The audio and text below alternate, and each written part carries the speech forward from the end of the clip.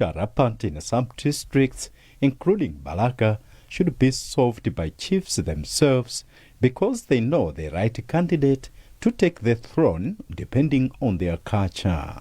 He says oftentimes seeking cost redress takes time, which in long run affects implementation of development.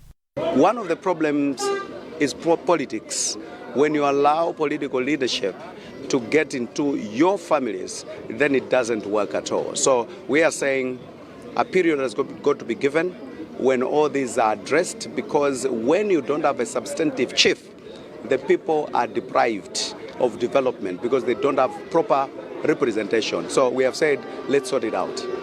On revenue, the minister says Balaka District Council needs to scale up its correction drive to enhance service delivery and transform the district. In a reaction, chairperson for the council, Hastings Malwa, says the council plans to start collecting market and property fees in areas they were not collecting before to boost revenue collection. Later in the day, the minister visited Machinga District Council, where he cautioned the officials to cut their borrowing appetite for funds for some operations. They are in a lot of debt, and that it's not a healthy situation. But what is pleasing is that they've put up a roadmap that is very promising. A roadmap that is well defined, attainable, achievable, and one cannot question the appetite and the desire by the new leadership at the council to sort out these challenges. And I'm so sure in no time they will be out of the quagmire. Chairperson for the council, Stephen Nkwadula, says the council has discovered untapped opportunities to double local revenue collection to 500 million kwacha in the next financial year. Machinga has a potential to achieve that.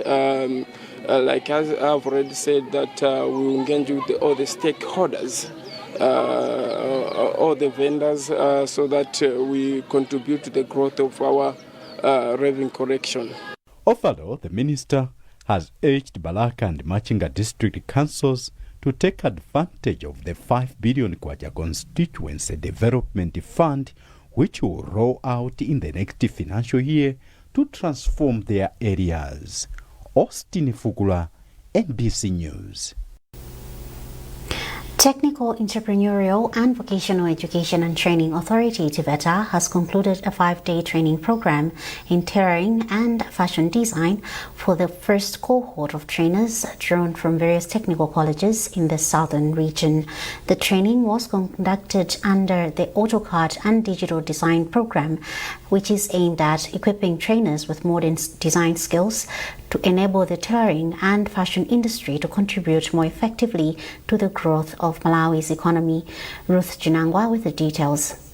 Speaking during the closing ceremony at Naminjiwa Technical College in Palombe, Executive Director for TVETA, Elwin Sichuola, challenged the 39 participants to apply their acquired skills to their students and beyond to improve workmanship, thereby supporting the country's 2063 development aspirations.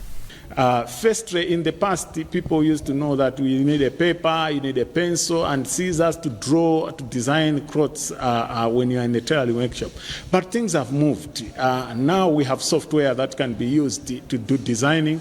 And once you print, then you go into garment manufacturing. So what we have done is to introduce our teachers in technical college to this software. So they've been here for a week, and we have trained them on how to design different apparels using this technology, and then print and use them as they're doing garment manufacturing. What we are expecting is that these teachers will go back to their institutions and train or introduce this software to our students. At the end of the day, you need to understand that as a country, we'd like to move away from small-scale tailoring and fashion design, and then we go into industrial-scale production. Veronica Ngambi, one of the facilitators, told MBC that, among others, the participants have been equipped on Cloth 3D, a software that assists designers on up-to-date expertise. Malawi is ready to use this technology as long as they have resources to use in their respective colleges and outwards as an industry, as 2063 says. One of the participants, Biswick Kabambe, has since commended TVETA for the training, which will go a long way to enhance creativity, quality and industrial readiness for both the veteran and upcoming designers. For quite a long time, we have been doing freehand by designing patterns, but because of this training, we're going to change things because we're going to use computers, because that software is going to help us to design patterns using computer. Some of the areas tackled during the training include software installation, sketching, garment patterns, garment assembling, and avatar dressing. Ruth Chinangwam, MBC News, Palombe. The National Food Reserve Agency, NFRA, has expressed concern with the quality of grain being brought to the agency. Over the weekend, the NFRA temporarily suspended buying maize from local traders due to high moisture content and high presence of weevils in the grain. Meanwhile, the agency has resumed buying the commodity. George Mashika is NFRA Chief Executive Officer. The issue is we didn't really say we have stopped buying, but we wanted to clear off the problem that was there regarding the maize that had come through. So the people, when they are on the queue and they have been there for some time, they believe that the maize that they have has to be bought at all cost. But the issue is we have to protect the Malawian in the village who is going to receive this maize, those that are going to get access to this maize, to buy this maize. We need to protect them by ensuring that we are buying maize of high quality. So the maize that we had, there were some trucks that had germinated maize, the maize that had already started germinating. We had maize trucks which were soaked, so the maize was wet, and then we had other trucks that rotten maize. Now their feeling was, because we've been on the queue, this maize had to be bought. So we've been able to clear that, agreed, and moving forward, we still continue to adhere to quality parameters that will ensure the safety and good health of Malawians. But at the same time, we are going to buy from all the transporters or farmers or traders whose vehicles are already on the queue right now. And Piliati Mazembedo is one of the local maize traders.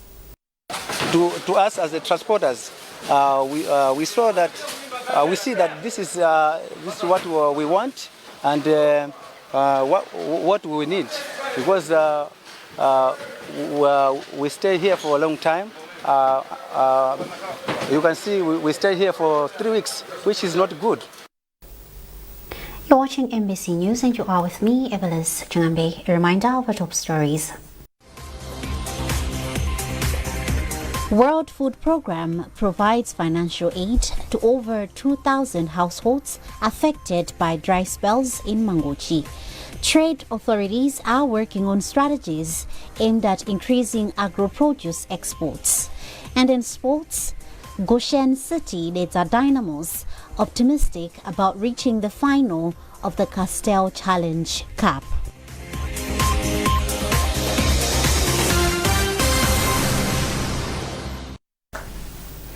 Welcome back.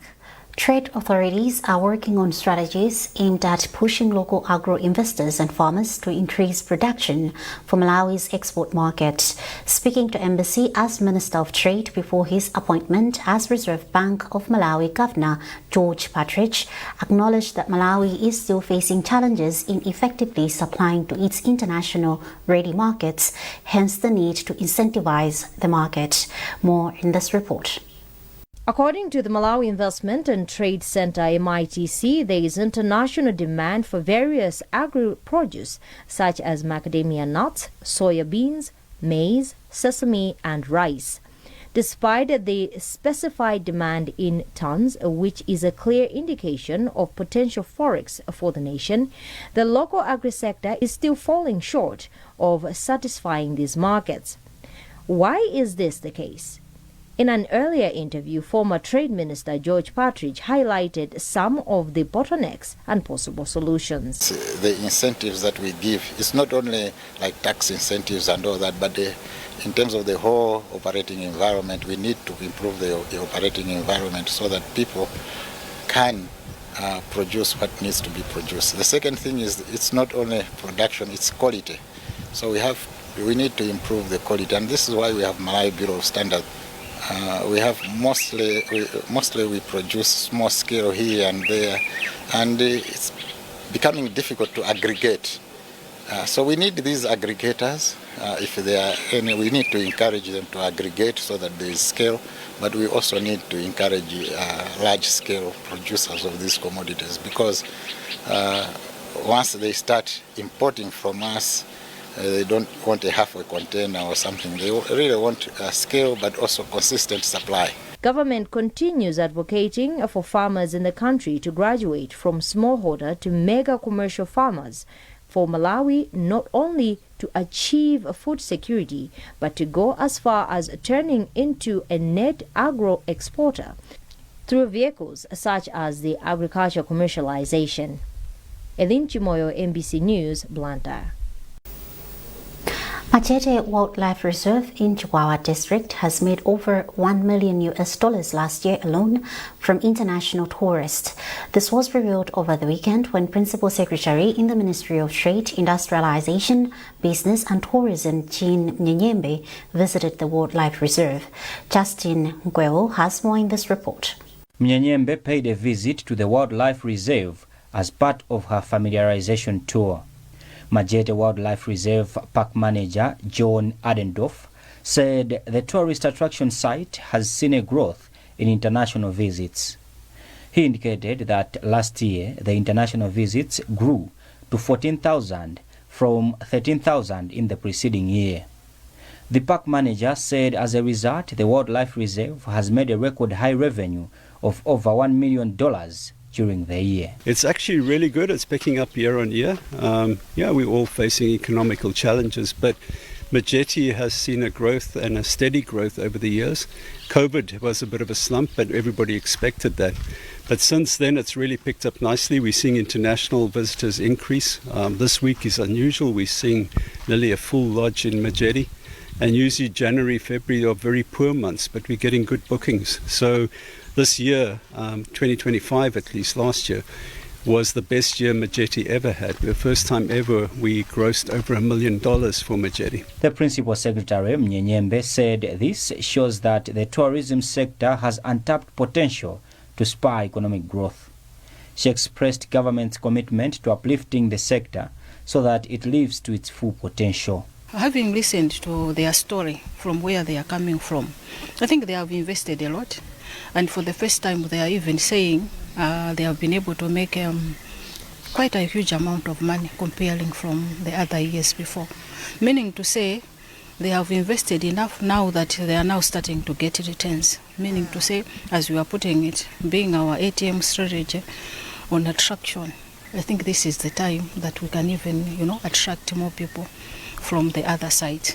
So being a tourist area, we really see how we can best package ourselves, especially Malawi, so that we can also, work towards our ATM strategy, bringing in forex and the other benefits which we get from the investment that has been made. Majete Wildlife Reserve is managed jointly by African Parks and the Malawi government on public-private partnership arrangement.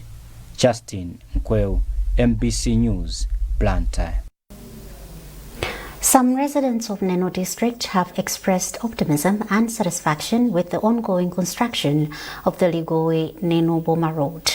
Speaking to Embassy, the residents have praised the contractor China Railway Number 20 Bureau Group Corporation, commonly referred to as CR20, for what they described as a commendable job.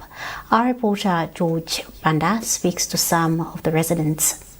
Precisely, we are happy because the government of Malawi providing us the contractor, CR20, who came in after we received also China Geo, who was stopped due to poor progress of the road.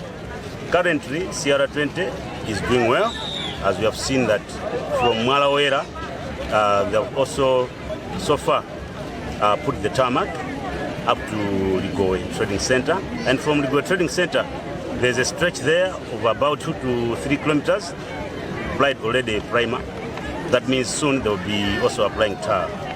And from there, we are going down to Asumi, to the Boma, where we have seen the excavation and also the drainage system done. We are expecting the hardcore and also the primer to be applied. I'm very happy as a businesswoman. Sometimes we were stranded due to mud, but now things have changed.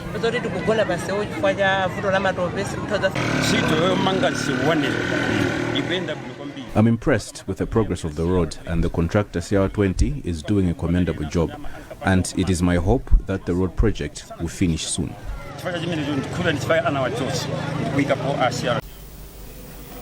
Commenting on the 20-kilometer tarmac road project, Neno District Commissioner Alfred Hawea has assured people in the district that government remains fully committed to ensuring that it completes the project within its stipulated time frame.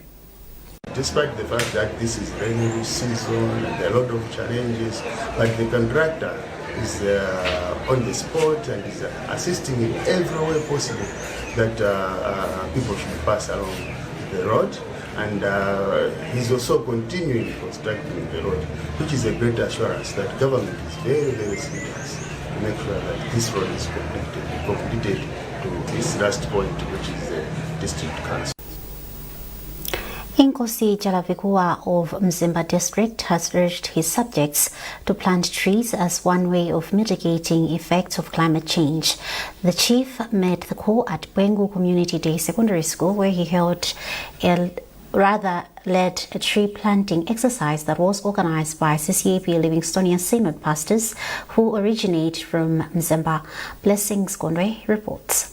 A group of CCAP Synod of Livingstonia pastors who originate from Mzimba district, known locally as Abafundisi Mzimba, mobilized resources to plant trees at Bwengu Community Day Secondary School in the district. Speaking at a tree planting exercise, Inkosi Jalavikua Mthali said every family must have wood rods so that they stop cutting down trees in protected areas. I'm emphasizing on this. We must stop these harmful activities of cutting down trees, because we have seen the consequences of cutting down trees. We leave the land bare. There are a lot of land degradation. You see floods everywhere, so there are a lot of harmful effects because of cutting down of trees. Chairperson of Abafundisi Mzimba, Reverend Samson Nganjo, said religious leaders have a critical role to play in restoring the environment, which is facing many challenges amid harmful human activities. We have a lot of floods which are happening here at Bwengu. So sitting down, we said, let us go to Bwengu and do the tree planting. Assistant Forest Officer for Bwengu Extension Planning Area, Geoffrey Simlemba, said brick and charcoal burning are major contributing factors to deforestation in the area, resulting in flash floods. The magnitude of deforestation is really very high, and we can feel the impact apart from the usual climate change issues, but we have got floods happening each and every year. Simlemba disclosed that they aim to plant 121,000 trees in the area, and so far 20,000 trees have been planted. Blessings Gondwe, MBC News, Mzimba. In entertainment news, poet Isaac Adangoa is now 35 million kwacha richer after emerging as a winner in the grand finale of Malawi Has Talent Season 2 competition organized by Times Group and Goshen City. Simeon Boyce has the details.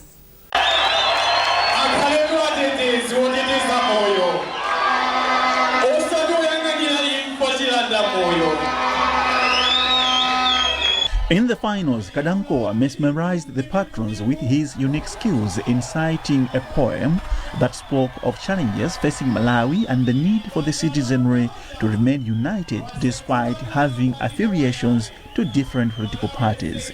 The event, which was among others witnessed by Minister for Youth, Sports and Culture, Patricia Wiskesi, and visionaire for Goshen City, Prophet Shepherd Bushiri, had 10 contestants who were battling for the final spot. But it was Kadankowa who caught the attention of the judges and the audience. Congratulations, Isaac.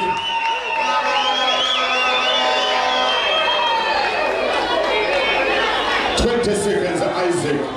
You have won 35 million kwacha.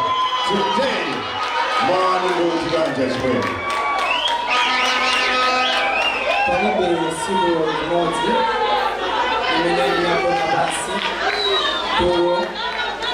Commenting, Chief Commercial Manager for Times Group, Raphael Chilwa, says they have delivered their goal. We started this, we launched the Malawi Has Talent Season 2 in May last year, and the journey has really been tedious, quite involving, but it enabled Malawians to have an opportunity to showcase their talent.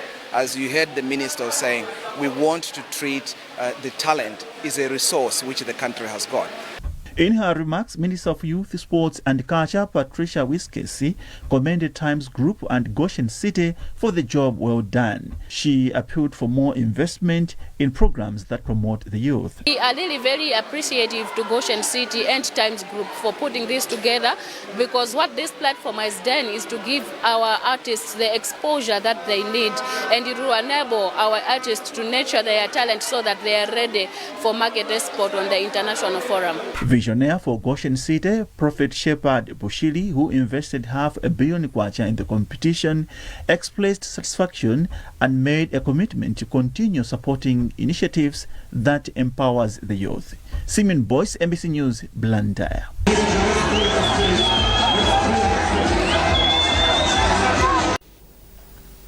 And now in sports.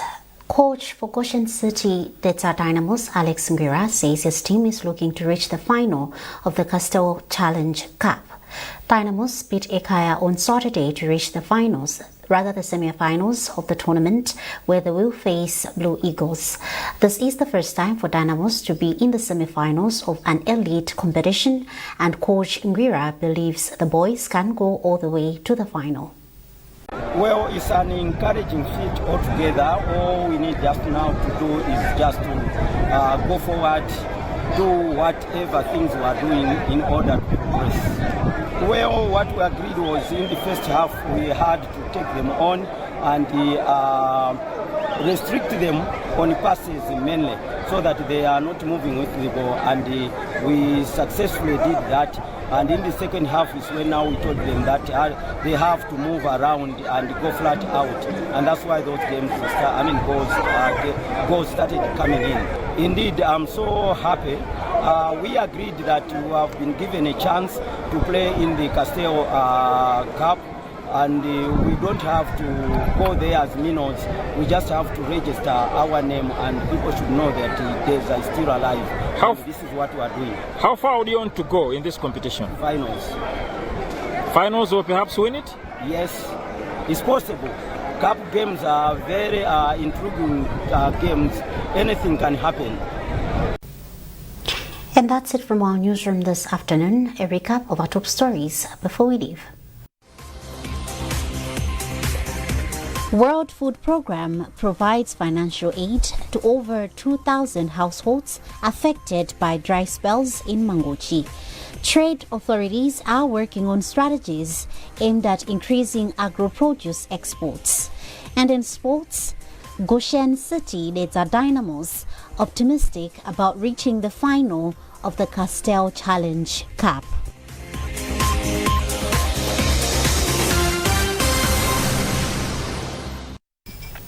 Keep up to date with our news coverage on our digital platforms by scanning the QR code at the top right corner of your TV screen.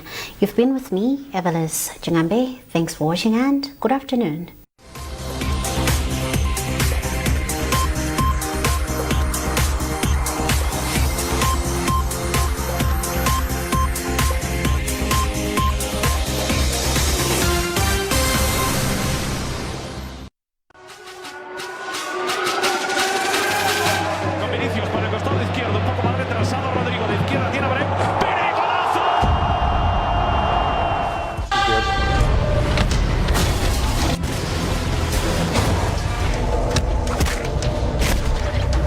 Stitch.